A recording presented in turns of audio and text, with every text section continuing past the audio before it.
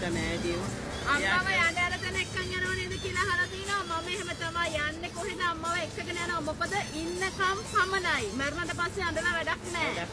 ඉන්නකම් සලකනවා. ඇති මොනවද ඇතිදාට මේ නැතිවස් නැතිදාට වැඩක් නැහැ කියලා තියෙනවනේ. නැතිදාට වැඩක් නැහැ ගිහින් සලකලා. ඇතිදාට තමයි සලකන්න ඕනේ. ගොඩක් දරුවෝ අද සමාජයේ දෙමව්පියන් අත්තරිනානේ. ගොඩක් දරුවන්ට යම් දේවල් ලැබෙනකොට ගොඩාක් දුරට දරුවෝ වෙනස් වෙනවා.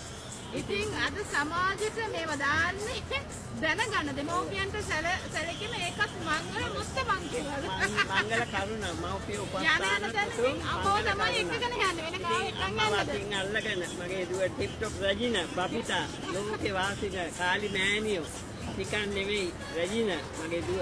ඉතින් එයා මාව මට හොඳට සලකනවා.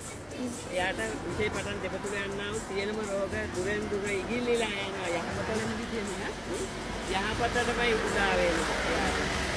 සවුරු එයාට මොනවා කියලා එයා පින් සඳක් මගේ දුව කියලා නෙමෙයි එයා පින් සඳක්. හරි.